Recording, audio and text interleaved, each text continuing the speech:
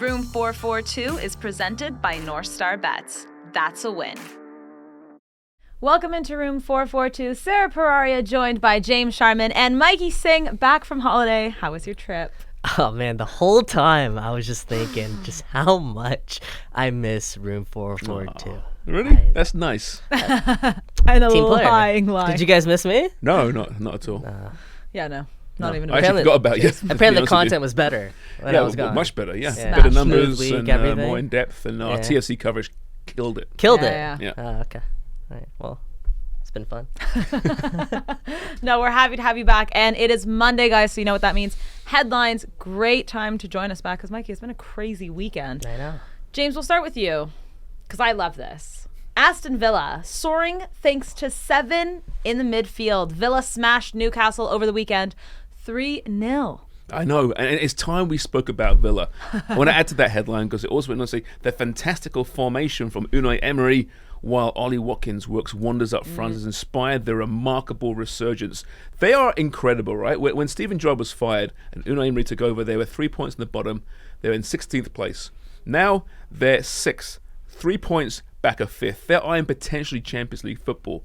Potentially, the way they're playing right now. They've been absolutely brilliant. And Ollie Watkins has just found himself. Yeah, 14 goals in the Prem. 14 in the Prem. He's got 11 in his last 12. Tied with, I think, some guy called Erling Haaland for most goals in 2023. No one's talking about Aston Villa right now. But the way they're playing the football, the fluidity is incredible. They're putting 7 players in midfield. Now, listen, their formation is like I said, fluid. It's moving around all the time. But 7, or often 2 at the back, 7 in midfield, Watkins up front. Jacob Ramsey is going to be an absolute star for years to come. Buendia's playing really, really well. Tyrone Mings, remember that story earlier in the season? His career was done at Villa. It's central to their success as well. I think it's just a great story. And Unai Emery, one of the nice guys in world football, who was just dismissed and laughed at Arsenal, went to Villarreal, won a Europa League, came back to England and is getting the job done. You know, I think it's a wonderful success story. Yeah, Aston Villa has been fantastic. They've won 7 of their last 8 games. That one blip in it was a draw. So they're right now soaring. But I do question, right now they're 6 points back at the top 4, right? A miraculous run, a heroic run. But the unfortunate part is when you look at the rest of their schedule, they have the toughest schedule remaining in the Premier League. Yeah. They do play United, though. So that's 3 points lost right there.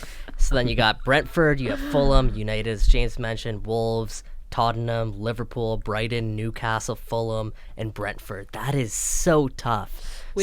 Yeah, go ahead. No, sorry, I was just going to say Brighton behind them, also 2 games in hand, and I think they're only separated by 3 points, and Brighton are also... But those opponents, though, they'll be looking at that match against Aston Villa with fear now and trepidation because that's not the same Villa. So they're great matches. But listen, beating Newcastle 3-0, Newcastle has been the story of the season for many people. They toyed with them, I thought. So, you know, they probably won't finish top 4, but the very fact that they're even top half at this point is a story in itself. And it's a young team as well. Really emerging. And listen, this Ollie Watkins guy is, I think, legit. He's a wonderful player. Took him a while to find himself, but playing by himself up top there is superb. Do you know what's been really exciting about the Premier League overall, though, I feel like this season, is that there have been so many stories like this, where it's Aston Villa, Brighton, Brentford, Fulham. Newcastle, Fulham. There have been so many teams to watch, so many teams that have kind of come out of their shells or go on, you know, really marvelous runs. Of course, you have, you know, the big top 6, but even the relegation battle, like the Prem is just so exciting. It's been a great season. Yeah. It really has. No matter what happens now, it's been a great season. From all the storylines, from the Ronaldo fiasco, that was for us a great storyline. That was the same season. Yeah. Isn't that crazy? It's been forever. United, the first month of the season, why did they get Ten Hag? He's the wrong guy for the job. They're going to be relegated. Look at them right now. The whole Spurs fiasco, Chelsea, thank you, Chelsea. I keep saying that. Thank you, Chelsea, for bringing us headline material every single week. But yeah, it's been a brilliant season, and the drama is just beginning because in all those races you mentioned there, the top, the Champions League spots, and the bottom, it might well go down to the wire. You know what's really fascinating about Aston Villa, just circling back to them, is I was thinking, based on the way that he came into their team last season, the only way Villa's going to have some real success this year is if Philippe Coutinho becomes such an important player for this team. He's been dropped from the squad entirely under Unai Emery. And now you have rumors of him potentially, going to Saudi Arabia next, making a next big move. But the fact that Villa's been able to make this drive without Philippe Coutinho being that talisman for them, that's really, really impressive. Is Coutinho like the new James Rodriguez? A guy that we thought was world class, and has gone to a huge club. Yeah. Had a little bit of success, not much, then slowly has trickled down to these smaller clubs and just hasn't got it done. He was unplayable in his day with Liverpool. He was incredible. So 140 million he cost Barcelona, all in, including the add-ons. 140 million? Yeah. For a guy that has been, quite frankly, pathetic for much of the time since then. Yeah. No, he has obviously not lived up to his price tag. He's still 30 years old, so you have to imagine there's still some football left in him. But it just goes to show that when you're in the right system, you can thrive. Yeah. And I think Philippe Coutinho, since he left Liverpool, just hasn't been put into the right system that complements his style of play. It's funny, when he went to Villa, though, like you said, the first few games last season looked really good. Looked like the Premier League was made for him. Yeah. And him and Stevie G back together again. Watch out. Partnership made in heaven. And here we are, a year later. Fascinating. And, neither guy's really there, if you consider Coutinho not in the squad. But the team's just gone on to great heights. Yeah. Well, speaking of price tags there, Mikey, your headline is Antony starting to live up to his £81 million price tag? I'll quickly answer that, and it's no. But James, what do you have to say about that? Well, listen, he played well on the weekend. I give him that much. He has to, given that Rashford's out for a while. There's a lot of injuries in that squad. They've got to find some offense from somewhere. Casemiro loves him. That's obviously a big part. Listen, I mean, we have fun with Antony because of his showboating and that, but he is a very good player, right? When they paid 81 million for him, I don't think there were too many people saying, why would they pay that much for this play? Because we knew the potential, but he hasn't got it done so far. So we'll see. It takes players time to adjust to new leagues, England in particular, right? So I want to hammer Antony because I like to hammer Mikey here. But the reality is, it does take often a season to adapt. Look at Darwin Núñez at Liverpool. I would say Antony's playing better than him right now, right? And no one really questioned that price tag either. Yeah, and I think obviously I brought this up because we like to have fun with Antony, but I actually think we should be giving him some credit. 8 goals, 2 assists throughout the course of the season, which is fantastic. And obviously that's the first number people are going to look at when they talk about Antony because of the price tag. But he's not necessarily, they have him labeled as a forward. He's not a forward whatsoever. And what's really been impressive, I think, just throughout the whole course of the season, one of the comments after the game, Diego Dallo said he's starting to get rewarded for his work throughout the season. Is this how much he works and tracks back defensively as well? Like, his work rate is so positive to have on a United team that really lacked work rate the last couple of years. So he's been a breath of fresh air on United's right-hand side. And, with some of the guys going down, like a Marcus Rashford, Antony has stepped up now, and we're starting to see some of the production that maybe we've wanted more out of Antony. So he gets a hard rep because of all the tricks. He's an easy target, but he's still, as James, you said, he's still a really quality player. Is he 81 million pounds? No, but we also know how that saga played out, right, with Ajax. We know how they didn't want to let him go. United made it clear that Ten Hag wanted him. It drove the price tag up. Ultimately, United got their guy. If you remove the price tag from the situation, Antony's a really good starter in the Premier League. Do you know what it is about Antony? I just feel like he's not a very pragmatic football player. His tricks aside, fine.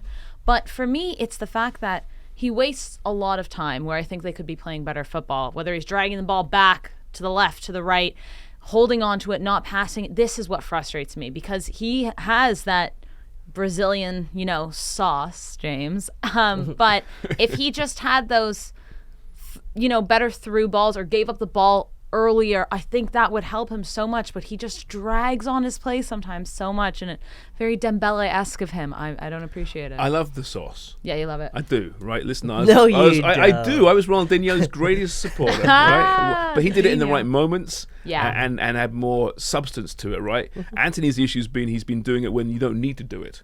And is to sometimes shop the opponent or doing it in space for absolutely no reason whatsoever when there are people open around him. That's a problem. So he's got to mature a bit. So I very much appreciate the sauce. All right? That style of play, that's what opens the door for all the criticism. Yeah, right? Of course. Yeah, especially in England. That makes him such a big target. But you take that away and just look at the football that he plays.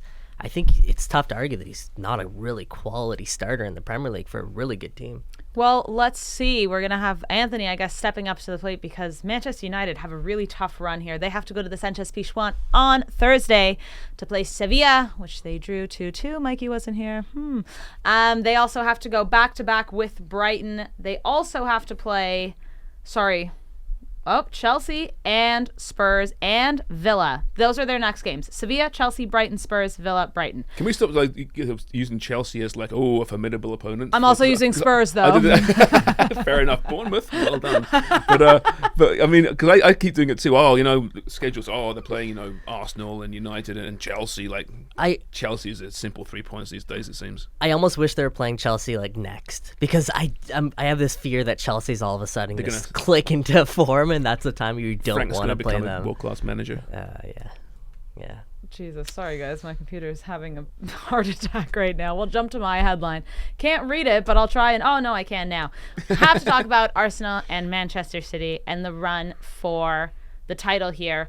New supercomputer predicts Arsenal to win the Premier League despite West Ham draw. So not your computer. Sorry, not my computer. Definitely not. No, this one is on its last leg. So you got Sarah's computer. Yeah. And then you got the supercomputer. Yeah. No, they're not even in the same realm. Mine is, yeah. But no, of course, Arsenal drew West Ham over the weekend.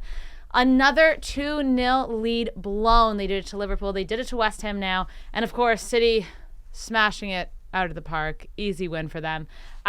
4 points separate the two. But this supercomputer says that Arsenal are going to win the league with 90 points and City at 89, which may suggest that it might all come down to next Wednesday at the Etihad when the two go hand in hand. James, I know we spoke about this last week, but after the weekend too, it just seems like City are... I don't want to say it. I won't say it. I won't. But it's looking more and more that way, doesn't it?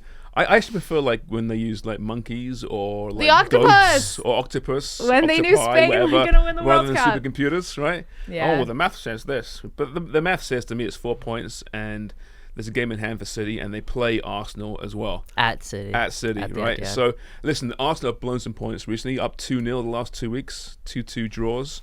They should have won on the weekend, of course. Saka missed the penalty. Awful penalty. I am leaning more and more to thinking City will get this done. Even though I've been kind of on that Arsenal bandwagon for a while and thinking, they're going to not cruise the title, but they're going to win it. Yeah. If they don't, and if City do win, what a missed opportunity it is for Arsenal, because this might be the easiest time for them to win it, given their lead, given what's going to happen in the summer to the likes of Chelsea, likes of Manchester United, Newcastle. Right, Liverpool will be better next year as well. Right, this is a weird year. Tottenham.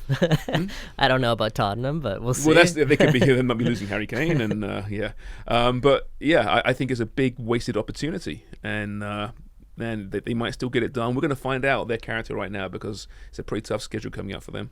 Yeah, that's the thing. They have one of the tougher schedules down the stretch, and City have one of the easier schedules down the stretch. So I don't know what the supercomputer's saying, but. I've been on for the most of the season. I've been on the Man City side. There was a point where Arsenal swayed me, and I thought Arsenal was going to get it done, but I'm back on the City side. I think this is take it. Man United fan on the City side.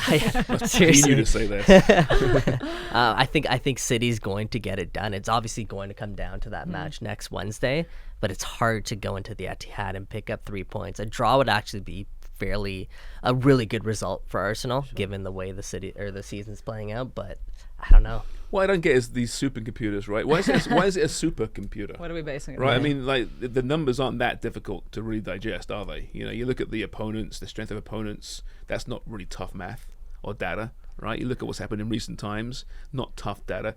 Most computers could probably handle that. Not Sarah's, obviously, but most computers could probably handle that, don't you think? Why is it a supercomputer? Very arrogant, if you ask me. No, they mix a lot of the context, too, right? I'm sure you can't input everything and all the emotion that goes into a game like that. But do you remember when TFC said they found a way to categorize grit? It was back in it was Bez's early in his tenure, and they said they think they found a way to actually put data and create a number to determine a team's grit. That was before my time on the beat, hilarious. But I need to look that up. What are you talking about? And then one of the worst seasons in league history. I think that was the Yaron Winter era, actually. Not great. We just erased that from our memories. We don't think about those times.